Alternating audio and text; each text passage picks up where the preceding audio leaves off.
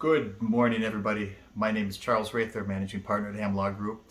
Today I wanted to talk about how long does it take to get a green card through an investment in the U.S.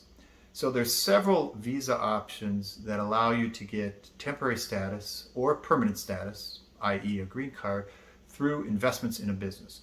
Those technically four options are L1, E2, EB1C, and an EB5. So the L1 and E2, those are non-immigrant options. Those do not lead to a green card. Why do we even discuss them? Well, oftentimes it's a good initial stepping stone, an initial starting point for our clients who are opening a business or buying a business in the U.S. that for a variety of reasons, the business doesn't qualify for a green card right away, or the amount of their investment doesn't allow them to qualify for a green card, but it does allow them to get here to the U.S. for a certain period of time, depending on the category. It could be 1 or 2 years. And then once they're here, they can develop and grow the business and then move or shift their category or their status over to one that would allow them to get a green card. So E2s and L1s are great options, and you should look at some of our other videos on this channel where we talk about them in more detail.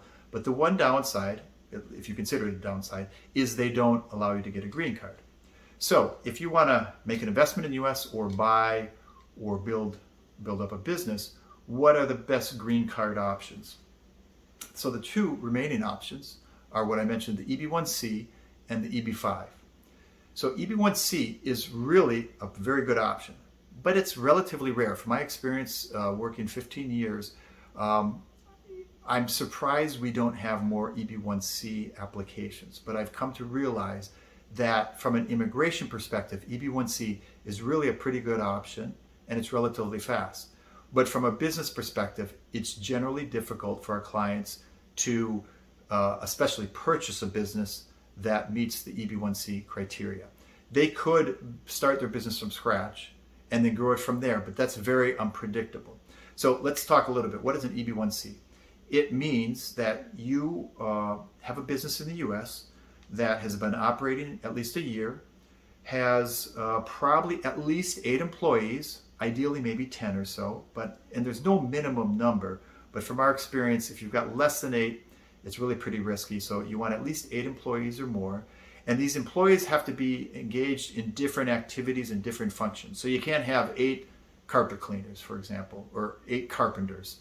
You need to have some mid-level managers. So out of those 8 or 10 people, at least 2 people we want to be mid-level managers, and those mid-level managers then manage some of the other employees.